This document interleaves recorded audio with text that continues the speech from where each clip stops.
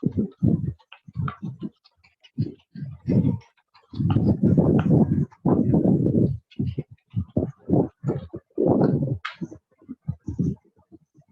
guys, good morning. Good morning, sir.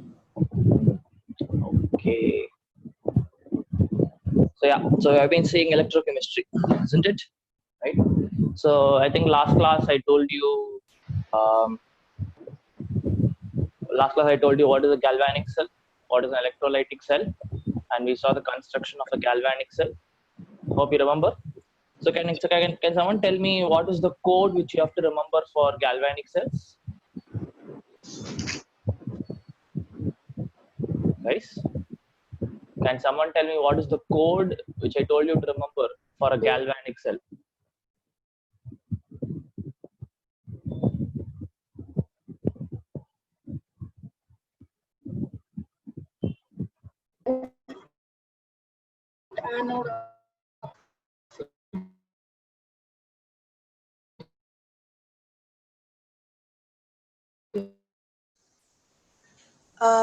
LAO, left anode oxidation.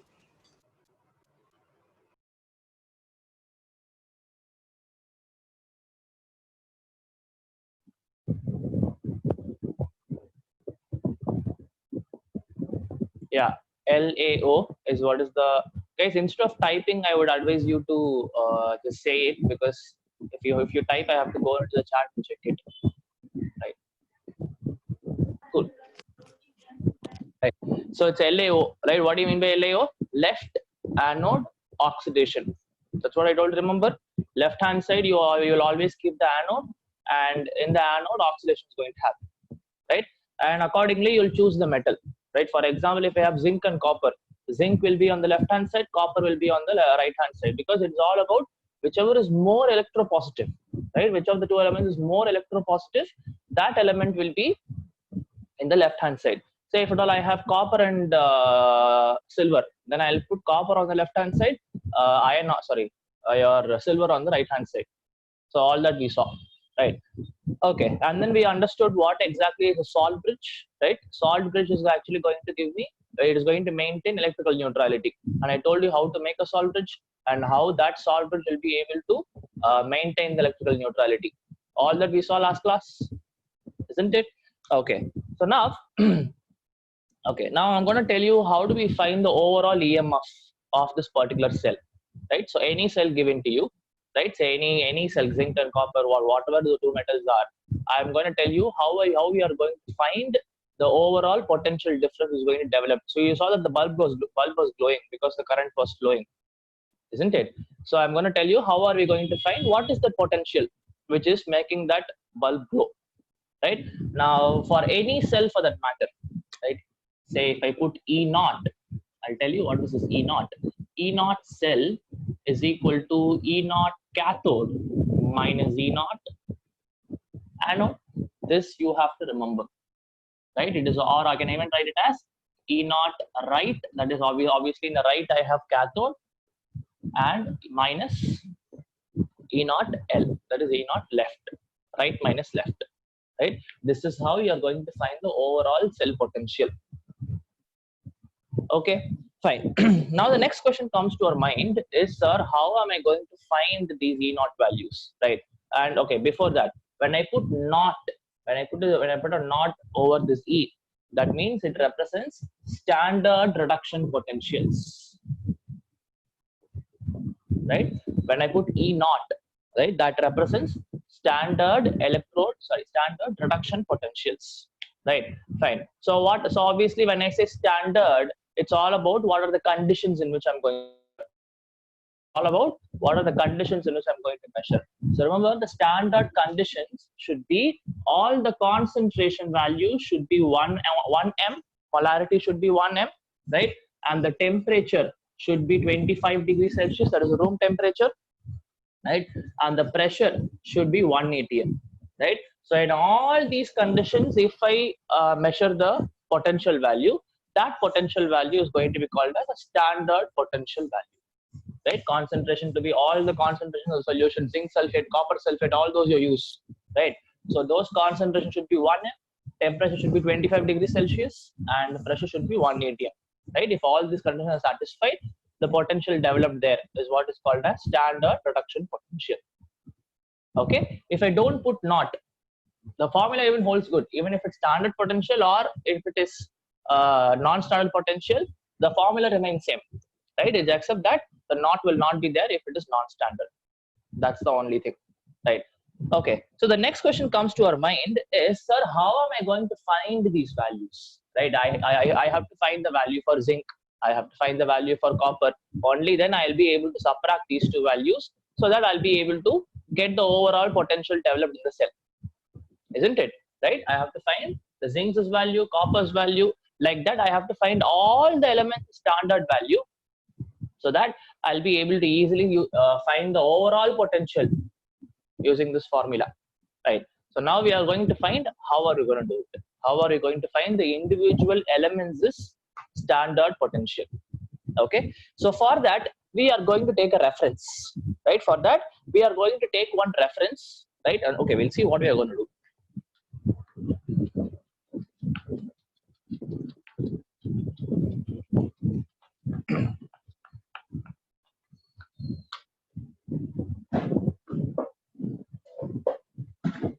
Right. So I'm going to use something called as She.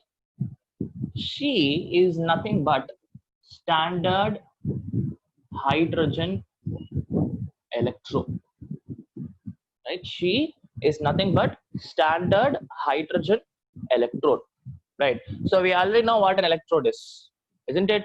Can someone tell me how do you define an electrode, guys? Can someone tell me how do you define an electrode? So electrode is a combination of electronic conductor and electrolytic conductor kept in contact. Super. Yes, that is what is the definition, isn't it? It is the combination of electronic and electrolytic conductors kept in contact, right? So as the name tells you, I am going to use hydrogen here, right? Okay, so this is how it is going to look, the standard hydrogen electrode. So first, I am going to have, say, any acid, I would say, and highly diluted acid solution. H plus bar H2O means it's a diluted acid solution, any acid for that matter. And obviously the concentration of the acid should be 1M because it is standard. The concentration of the acid should be 1M. Okay, now into this, I am going to put, this is a platinum rod, right? And there is going to be an opening here. And through this, I'm going to pass hydrogen gas at 1 atmospheric pressure, right? Through this opening, I'm going to pass hydrogen gas, which is going to be at 1 atmospheric pressure. Okay, now how will I write the equation for this, right? Now, remember, now there is no, okay, I can even, I can write either oxidation potential, right? I can write the oxidation reaction or I can write the reduction reaction. Either way, it's going to be fine for me. Now, like it is going to depend, right? Whether I'm going to use the oxidation reaction or the reduction reaction of this particular thing, depending on where I'm going to place it. Whether it's going to be the left hand side or the right hand side. Left hand side means oxidation, right hand side means reduction, isn't it? Right. So now, for example, if I write the reduction reaction, for example, say I have H plus, so I'll write 2H plus accepts 2 electron to form hydrogen gas, right? H2H plus 2 electrons to form hydrogen gas. This is a reduction. 1 plus 1 becoming 0. What is the decrease in oxidation number? So reduction. Or if I write the opposite reaction, H2 gives 2H plus 2 electrons. In that case, it is going to become oxidation reaction. Very simple. Okay. Now I told you I'm going to use this particular standard hydrogen electrode as a reference, isn't it? So when I say reference, there is going to be certain value which I'm going to determine. Not determine, I'm going to use, right? So always remember the E0 value of standard hydrogen electrode is taken to be 0. Obviously, there will be some potential developed because of this, isn't it? You know how the potential is going to get developed. Nernst law. What is it? Solution pressure, osmotic pressure, all that is going to come So obviously in this case, I'm going to take it's not exactly 0, right? It's not exactly 0, but for my convenience, for my reference, right, I am going to make it as 0. Right, so always remember the E naught value, not the non-standard potential. If the conditions are changing, if it is not 1 m, if it is not 1 atmospheric pressure, if the temperature is not 25 degrees Celsius, this value is not 0. But if all the conditions are satisfied, all the standard conditions are satisfied, at that time, the standard reduction potential of standard hydrogen electrode is going to be taken as 0. Okay, this you have to remember. Cool. Okay, so next question.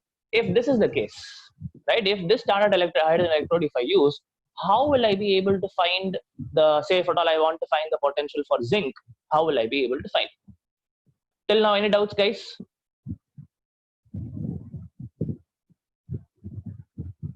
No, sir.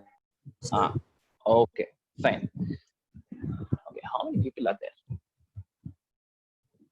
Oh, so many people are there. Okay. Guys, I want all of you to engage in the conversations because this is not a normal class, isn't it? I will not be able to see you whether, like, at least if I say you, I'll be able to understand whether you understood or not. So when I ask you whether you understood, you have all the things to say that. If you don't understand, please tell me. Like, I'll be very, very happy to explain you again, whoever it is. And now, at least in class, you might find it little awkward to ask your doubts, but here nobody will even see your face. Understood? So boldly ask. If you don't understand, it's your right to ask. Okay, fine. So now we'll move on. Now we are going to see how am I going to use the standard hydrogen electrode to find the reduction potential values of all the other elements. Okay, fine.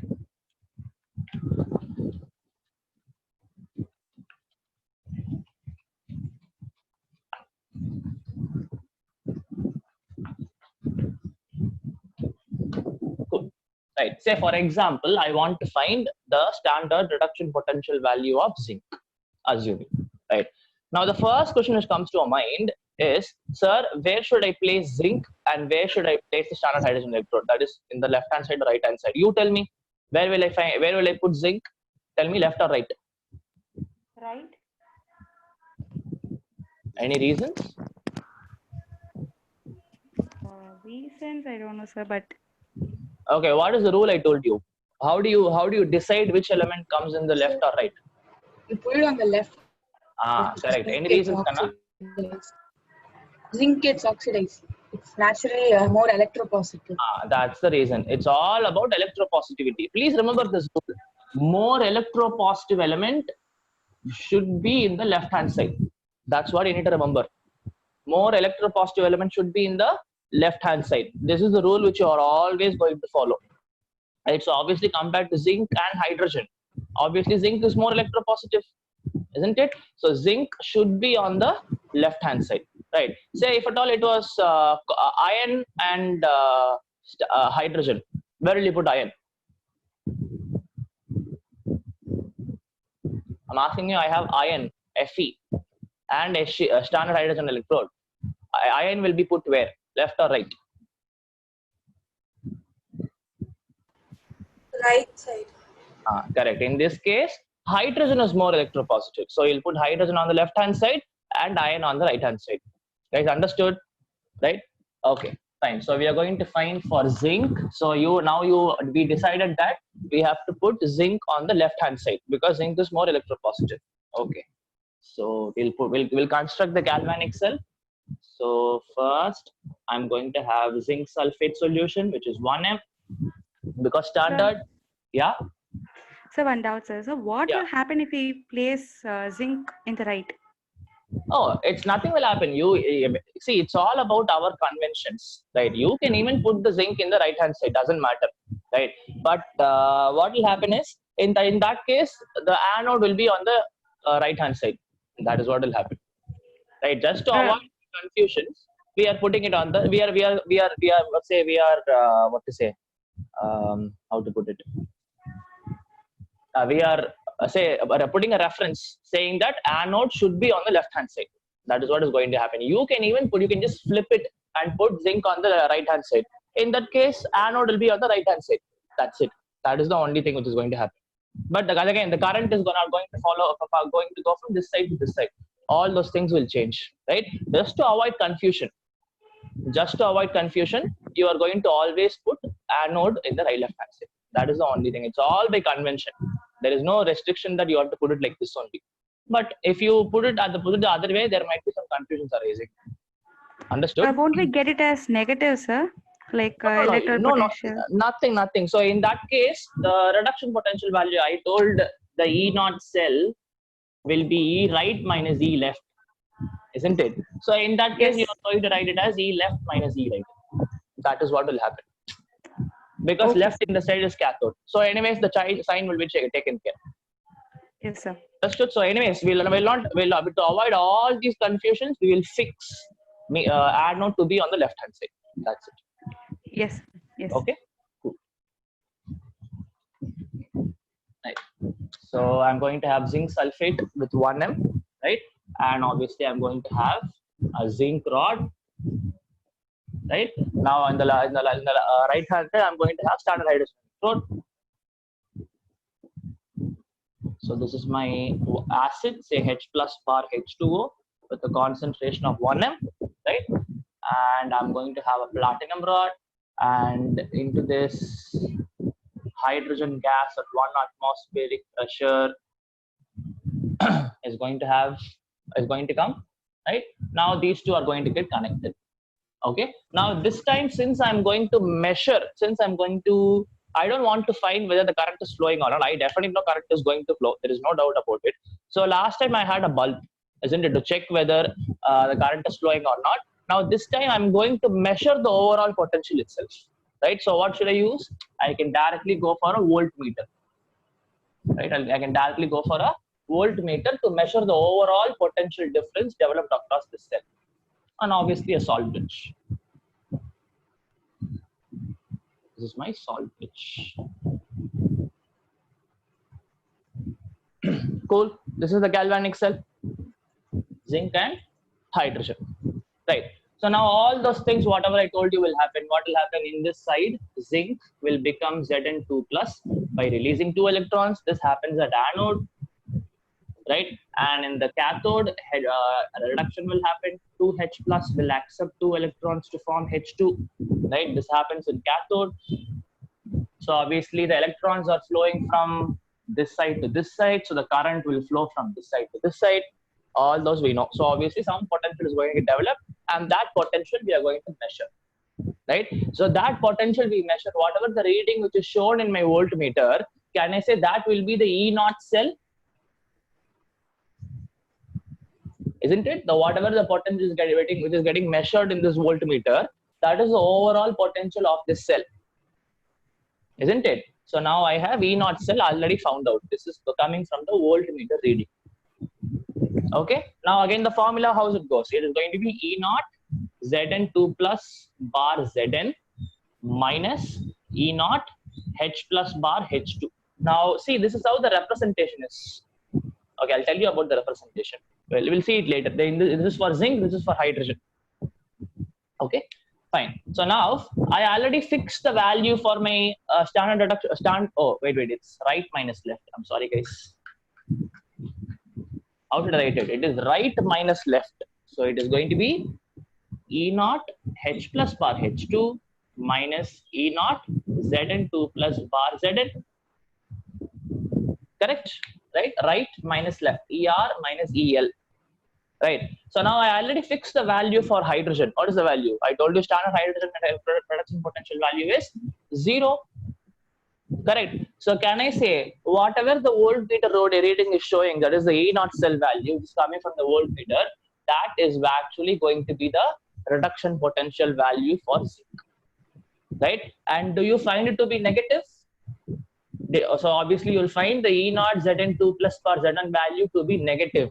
What do you mean by this? Whenever you find standard reduction potential value of an element to be negative, what do you conclude from that? Guys, tell me.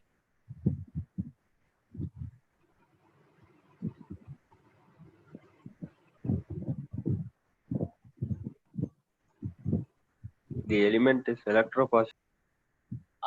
Correct. The element is electropositive and it has natural tendency to undergo oxidation and not reduction.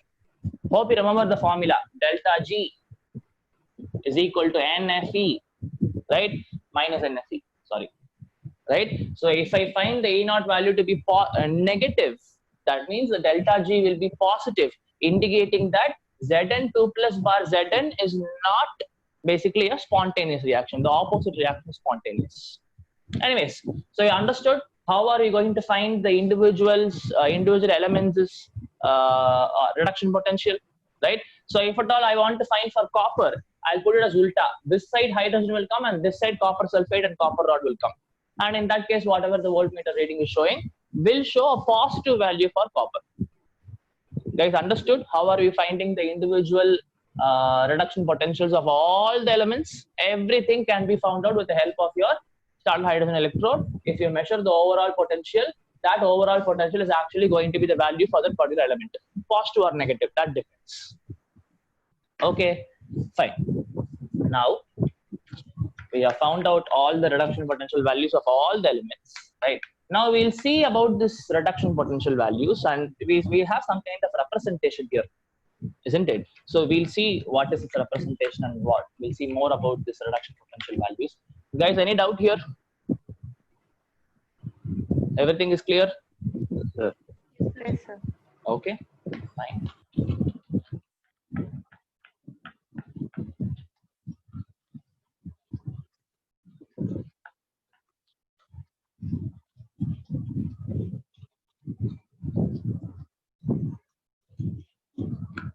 Right.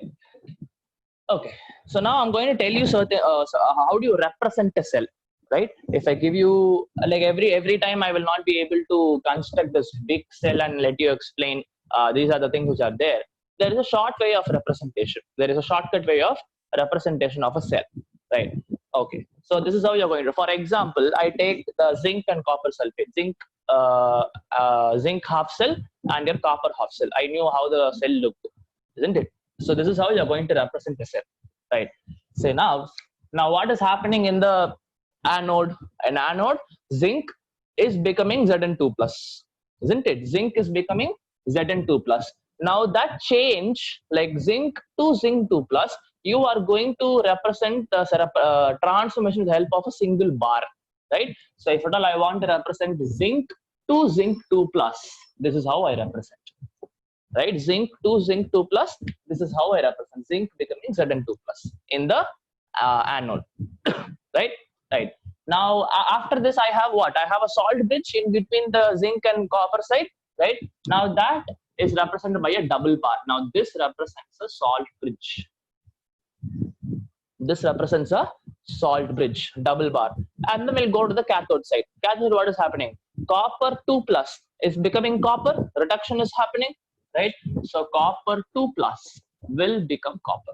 That's it. This is how, and obviously you can even include the concentration values here. Say it is 1m for zinc 2 plus, that is my zinc sulfate, and for copper 2 plus also it's 1m, and it depends. I can even have any other concentrations if it is non-standard value. Right. So this is how you represent a cell with the help of single bar. Single bar represents the transformation happening in one of the half cell. Right, and double bar represents the segregation between the one half cell and the other half cell. That is my salt bridge. This is how you represent your galvanic cells. Okay. Now, if at all I want to represent it for copper and hydrogen, what will you do? Say copper will be on the right hand side now. Is it? Copper will be on the right hand side and hydrogen will be on the left hand side.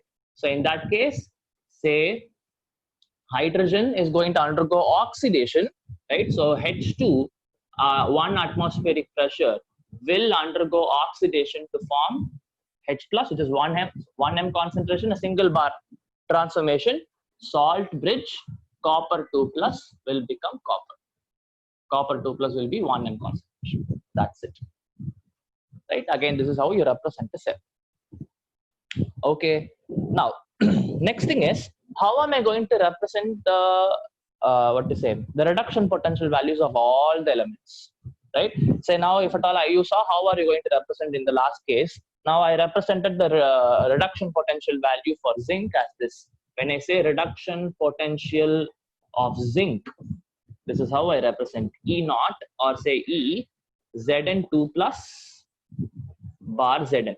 If it is for chlorine, for example, right? So remember, whenever this is different here, it's a representation. What exactly is happening, that we write, right? Now, when I go for reduction potential, E naught and this particular thing which you're writing here, you have to represent only the reduction reaction, whatever the element is. Only the reduction reaction, whatever the element is. Say, for example, I want to write the reduction potential value for represent the reduction potential value for chlorine, right? So, can I write it like this? E naught Cl2 bar Cl minus, again you can see 0 to -1, the reduction is happening.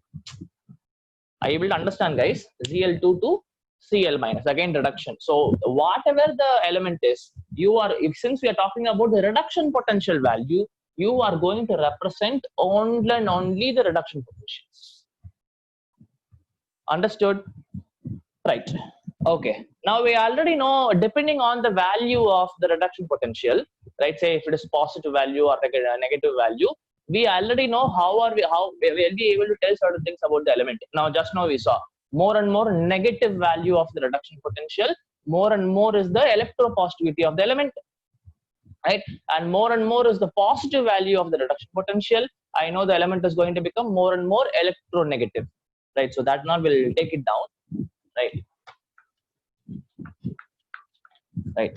Say higher negative value of E naught, right, represents high electropositivity of the element, right? Or even can I say, if the element is highly electropositive, can I say it has high tendency to undergo oxidation, right? Or now tell me, how do you represent how do you define an oxidizing and reducing agent, guys? What is the, I mean, how do you define an oxidizing and reducing agent? Oxidizing agent will reduce itself and oxidize the other elements. Correct, exactly. So whenever I say an agent, right, generally an agent helps me in getting something. Say LIC agent helps me getting LIC policy. Some other agent, basically all agents, pollinating agent helps me in pollination. OA undergoes reduction. Okay, fine. So what I'm telling you is, any agent is going to help me get something, right? Same way, oxidizing agent will help in oxidation. It is going to oxidize something else by reducing itself, right? So in a reaction, whichever you see is undergoing reduction is the oxidizing agent, and in the reaction, whichever you see undergoing oxidation is the reducing agent. It's ulta pulta. Okay, fine. So now, since you're talking about high tendency to undergo oxidation, right? So if I have a high negative value of reduction potential, right, and you see that it's all about the high electropositivity of the element, and obviously highly electropositive elements will tend to undergo oxidation very easily, right? So obviously, can I say, since it's undergoing oxidation, it will be a better reducing agent. So can I say more reducing power, or I would say ability to be a reducing agent, right? More reducing power, right? Same way. Now, if I go for higher positive value for E naught, it's going to be exactly opposite. Now, the element will be highly electronegative, high electronegativity of the element, right? And I have this element have high tendency to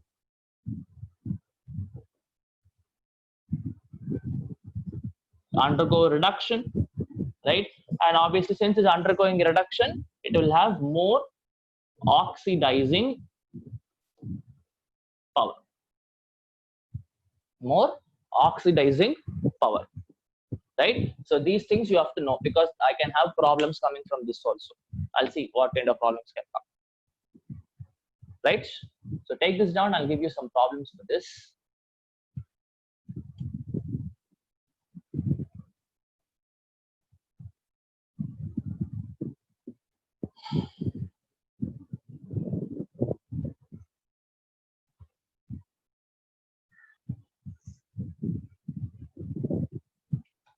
right?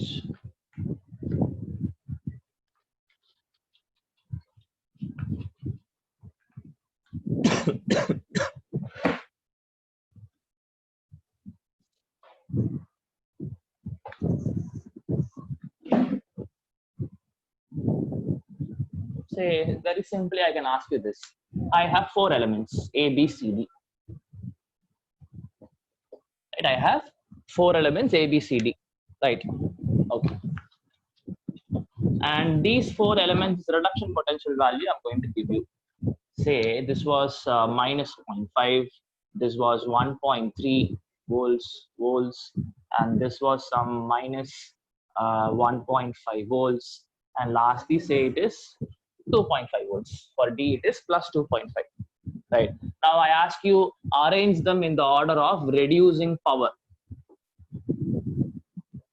You have to arrange A, B, C, D elements in the order of reducing power. Can you do it?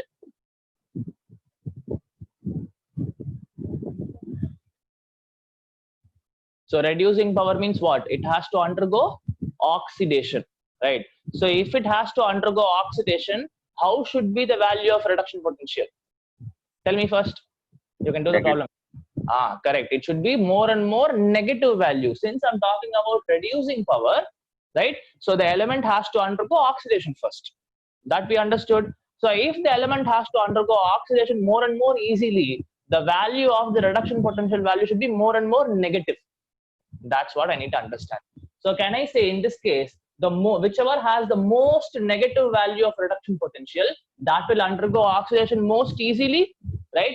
And that will be having the highest reducing power. So I can easily say C will have the maximum reducing power. Then the next next negative value, that is A, right? And lastly, now I don't have any more positive value. So sorry, I don't have any more negative value. So I have to go for lesser positive value. So lesser positive value would be B, and lastly, the highest positive value is D. Right? I think so many of you got the answers. Very good, right? So guys, everybody understood how we are going to do the problem? Right? Understood? Everybody? Yes, sir. Yes, sir. Fine. Like I know, like every time saying yes would be little not so comfortable, but still, this is all just to make the class more interactive. Nothing else, right? It is not my intention to make you say yes or yes or yes or yes sir. It is not that. It is just to have a two-way communication, nothing else. Or if at all nobody is gonna say yes, at some point in time I'm gonna ask someone to sing, whatever, some name, sing. I'll ask and I'll just listen. That is what is going to happen someday. We'll see. Okay.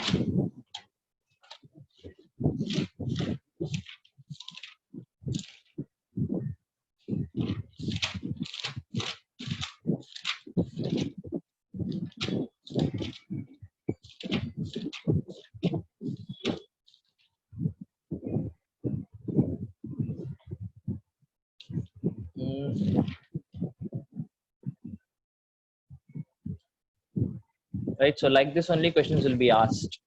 Right, say if at all one more question you can ask. Say I have some A, B, C, D, right? And I say I have some 1 volt, minus 1 volt, say minus 3 volts, and say 4 volts, something like this I have, right? And I ask you to arrange them in the order of tendency to undergo reduction. Arrange them in the order of tendency to undergo reduction. Can you do it?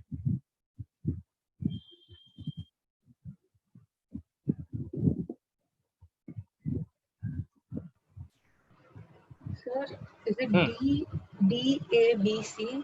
Yeah, correct. D, A, B, C is correct. Right? So now we are talking about the tendency to undergo reduction. So if I know how to be the value of the reduction potential, more and more positive value of the reduction potential, more and more will be the tendency of the element to undergo reduction. Obviously, that because that is going to become more and more spontaneous. Delta G will going to become more and more negative. Fine. So here the maximum positive value is for D, and the next positive value is for A, and there are no more positive values, so I have to go for the lesser negative value. Lesser negative value is B, and the most negative value is C. So D, A, B, C would be the answer. Understood, guys? Okay, so that is about reduction potentials and how are we going to determine which will undergo oxidation, or say which is a better reducing agent, which is a better oxidizing agent. So all those questions will be able to answer. Okay, fine, cool.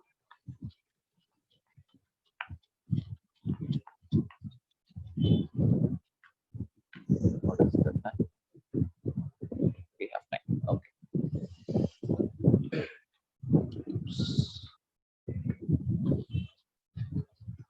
Right. Fine. So now we know how do you measure all the reduction potential values of all the elements with the help of standard hydrogen electrode. Right. Now, say if I arrange them in some order, right? Say I start with the most negative value of reduction potential, and like that all the elements. And if I go for the most positive value of reduction potential, right? So basically, you will start with lithium E0 Li plus bar Li, say now in between, so many elements will come, magnesium, calcium, all these elements will come, and in between you will have hydrogen, which is will have a value of 0. This will have a negative value, right? And at last, again, so many elements, copper, iron, all these will come. At last, I will have fluorine, that is F2 bar F minus. F2 bar F minus. Now this will have the maximum positive value.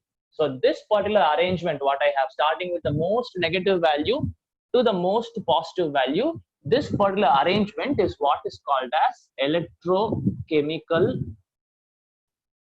series, right? So how do you define electrochemical series? It is the arrangement. It is the arrangement of elements according to their reduction potential value, either in ascending order or descending order, doesn't matter, right? It is the arrangement of elements with respect to or according to their reduction potential values, right? That is what is called as electrochemical series. Understood? Right. Cool. This I wanted to tell you. Now, next thing.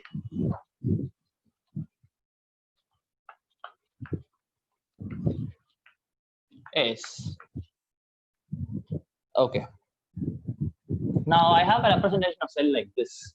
I have zinc becoming Zn2 plus and double bar Ag plus becoming Ag. Okay, I have this representation of a cell. So basically zinc in the anode and silver in the cathode that I have.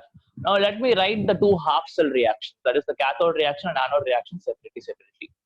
Okay, fine. So here I will have, say at anode, I know what is going to happen. Zinc is going to become Zn2 plus by losing 2 electrons, and in cathode, I know that Ag plus will accept 1 electron to form Ag. Cool. Now when I write the overall reaction, overall cell reaction, that is cathode and anode put together, what reaction is happening, right? So always remember, whenever you write an overall reaction, in that reaction there should not be any electrons. Very, very, very important, right? In an overall reaction, no electron should be there. So you write 2 electrons, 1 electron, all these. In the cathode reaction, anode reaction, you can have electrons, right? But in the overall reaction, you should not have any electron coming into the picture, right? So what will you do? You have to make sure that the electrons are getting cancelled, right? So if you just add these two, if I don't do anything and I just add these two, I have 2 electrons and I have 1 electron. There'll be still 1 electron remaining, right? So what you have to do is, before adding the half cell reaction, before adding the cathode and anode reaction, you are going to make sure that the number of electrons lost and the number of electrons gained are going to become equal. So what will you do? Can I say easily you'll multiply this reaction by 2, right? When if I multiply this reaction by 2, what will happen? 2 electrons on the reactant side, 2 electrons on the product side. Now when I add them, both the 2 electrons will get cancelled. Now you can add, right? Now if I add only with the overall reaction, zinc plus 2 Ag plus zinc plus 2 Ag plus gives Zn2 plus 2 Ag. This is the overall reaction, right? But the same thing we didn't do for copper and zinc because both sides I have only 2 electrons, 2 electron loss, 2 electron gain, already balanced, right? But whenever you have a mismatch of electrons like this, you are going to make sure that the number of electrons lost and gained are going to become equal. Then only you are going to add the two half cell reaction to get the overall reaction. Very, very important. Because say for example, if for overall this reaction, if I calculate my delta G, which is equal to minus NFE, right? Which value of this is N is basically the number of electrons, right? N is the number of electrons and E is the overall potential. That is fine. And what is F, guys? What is F? Faraday constant. How do you remember? How do you define 1 Faraday? I don't want the number. I want to know how do you define 1 Faraday?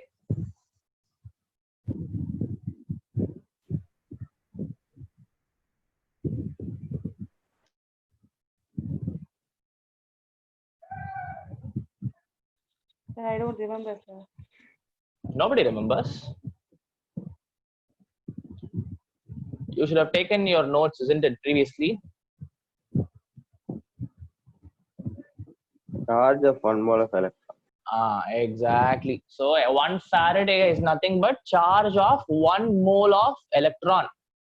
1 Faraday is charge of 1 mole of electron, and I know how to calculate the value. Charge of 1 electron is 1.6 × 10⁻19, and in 1 mole of electrons, how many electrons I have? Avogadro number of electrons I have. So remember, 1 F value is basically 96,500. This one all you should remember. Anyways, right? So why I started all this is because if I take delta T is equal to minus NFE, so these two values are okay. What about the N value? For example, in this reaction, if you're going to take N value as 1, looking at Ag plus electron gives Ag, it is absolutely wrong, right? I can see that in the overall reaction, what is the number of electrons? 2. So here the N value is going to become 2. For this reaction, the N value is 2. Same way for zinc and copper, again the N value is 2. For zinc and hydrogen, again the N value is 2.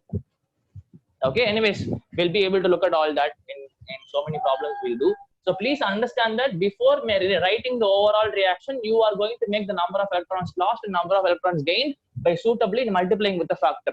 Then only you are going to get the overall reaction. Okay, fine. Now we are going to go to the next concept. Sir, could you Yes. explain it again, sir? I'm sorry. No problem. So what I'm telling is, so here if this is a representation of the cell, right? Zinc becoming Zn2 plus, salt rich, Ag plus becoming Ag. No problem.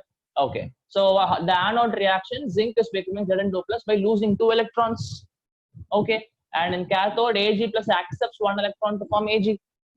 No problem. Now, when I write the overall reaction, what you have to understand is, in the overall reaction, there should not be any electron. No electron on the reactant side, no electron on the product side. Nothing should be there. No electron should be there. So in order for that to happen, in this case, if you directly add it, say if I just add these two reactions without doing anything, right? I have 2 electrons in the product side and I have only 1 electron in the reactant side. So definitely I will have 1 more electron coming in the product side if I just add this, isn't it? So in order for me to not have any electrons, I will multiply this reaction by 2. So that 2 electrons gets cancelled when I add, and then I write the overall reaction like this. Right, and the overall N value for this reaction is 2. 2 electrons are lost and 2 electrons are gained because you made it equal by multiplying by 2. This is just like balancing the reaction. Okay, sir. Thank you. Understood? Right? Okay, we'll go to the next concept.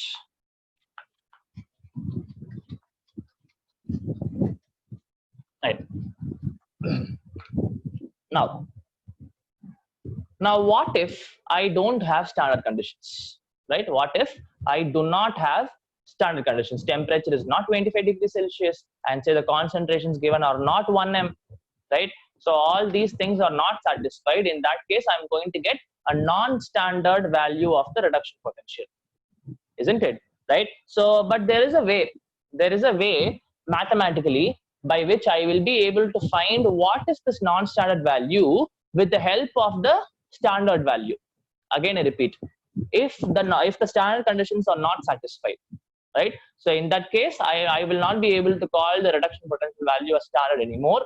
I am going to call it as non-standard reduction potential, right? Now, if at all I want to find what is this non-standard reduction potential, there is a way by which in mathematically I'll be able to connect my non-standard reduction potential value with my standard reduction potential value, right? So that there's going to be an equation, and very, very important equation. Definitely at least 2 or 1 question you'll be getting in your board exams from this concept. It's just a formula and you have to apply it properly, nothing else, right? So we are going to see something called as Nernst equation. See, Nernst law, which we saw in beginning, is not there in NCERT. Yeah, basically you need to know for us to understand, but still Nernst equation is very, very important. Okay, fine. So we'll try to do a small derivation. Okay, so you hope you remember in thermodynamics from 11th class and your equilibrium in your 11th class, you would have had this equation: delta G is equal to delta G naught plus RT log, okay, my 2.303 RT log QC. Did you see this equation, guys? Yes, sir. You would have seen delta G is equal to delta G naught plus, basically I write 2.303 because I'm writing log. I can just write RT ln C, log to the base E, that also I can write. Fine. So this equation you would have seen, delta G is equal to delta G naught. Again, naught represents standard values, right? Okay. So I already know the formula connecting my delta G with my E naught cell or E cell, isn't it? So can I write delta G as minus NFE, right? And I can write my delta G naught as minus NFE naught. Standard, standard, non-standard, non-standard, right? Plus 2.303 RT log QC. QC is what? QC is my reaction quotient. You studied in 11th class. What? Product concentration by reactants concentration. That is how it is, right? Product concentration by reactants concentration. Okay. Now I can just take down the NF to this side, so I can rewrite this equation like this: E cell, that is non-standard value of the cell, will be equal to E naught cell, that is the standard value of the cell. Now I have 2 negative signs. I bring this here. I can write it as minus 2.303 RT by NF. I divide the whole equation by minus NF. Divide the whole equation by minus NF. Right? So this will go, and I'll get minus NF here. Minus NF log of QC. Now this is what is called as my Nernst equation. This is what is called as Nernst equation. Very, very important. Definitely you will get problems from this. Okay, fine. Now this one is very easy. E cell, E naught. Okay, remember, E naught cell can be found out easily. So this E naught cell is nothing but E naught right minus E naught left. That is coming from the standard reduction potential value of all the elements, right? And you know how to find the elements reduction potential value also with the help of She. You will be able to find. So this value will be given from the question itself. This E naught cell. Now if they give directly, okay. Even if they give the zinc's potential and copper's potential, you will be able to find E right minus E left to find this value, right? And 2.303, I know R value. Now R value is 0.0821, universal gas constant, right? R value is 0.0821, and temperature should be in Kelvin. Please do not forget. If you put it in degree Celsius, the entire problem is wrong, right? You are going to get the T value in terms of Kelvin only. No, you don't need to remember the E naught value. You don't need to remember. There is no need to remember any value. Nothing. Only the value to remember is for R value and the F value. F value is 96,500. Okay, and N value is the number of electrons lost or gained. That we know how to calculate. Isn't it? And this F value I already know, that is 96,500, and N will be number of electrons lost or gained. Again, this N value you should take it from the overall equation after suitably multiplying by making the number of electrons lost and gained to be equal. After that, what number of electrons you get, that value you should take here. Understood? And for QC, we'll like QC. I hope you know how to write it, but still we'll write it. We'll see it again. Right. Say I had this equation: zinc plus 2Ag plus. Hope you understand how I got 2Ag plus. I multiplied, giving Zn2 plus 2Ag. If I know zinc is a solid and Ag is also a solid, right? So QC, if I write for this, it is basically the concentration of products by the concentration of reactants, and if I have any stoichiometric coefficient, that has to go to the power. Hope you remember all this, right? Product concentration by reactant concentration, and you have to understand that if I have any stoichiometric coefficient, that has to go to that particular power, right? Okay. So if I write this one, in the reactants, in the product side, I have Zn2 plus, right? And should I take Ag also into the picture? Guys, tell me, should I include? Why is it like this? Pure compounds won't be taken in concentration. They will have concentration to be equal to 0. Not 0, 1. So basically, what you have to understand. So what you have to understand is, if you have pure solids or pure liquids in the equation, you don't have to include them in the QC equation. Please remember this. If you have pure solids or pure liquids in the chemical equation, you don't have to include them in the QC equation. So I am not going to include Ag. I am not going to include Zn. No problem. Okay, so zinc 2 plus comes on the product side, divided by, I have Ag plus coming in the reactant side. That's it. Anything else I have to do? Ag plus square. Super. So I have a stoichiometric coefficient of 2, so it should come as a power. So Ag plus squared, sorry, Ag plus squared should come, concentration of Ag plus squared, right? So this is how you write QC value. First, you have to find the overall equation, right? By making the number of electrons lost, number of electrons gained to be equal, and then only you should write the QC. If you just write it directly from the cell representation, that bar and double bar, if you directly write, it is going to be absolutely wrong. Write the cathode equation, write the anode equation, multiply suitably, and then write the overall equation. From the overall equation only, you will write the QC value. Okay, anyways, we'll do a lot of problems next class. So guys, any doubts till now? Is it okay? No, sir. Right? Cool then. So we'll meet on Thursday. We'll solve a lot of problems on Nernst equation, and then we'll move on to the next concept. Cool? Thank you. Thank you, sir. Thank you, sir. Yes, sir.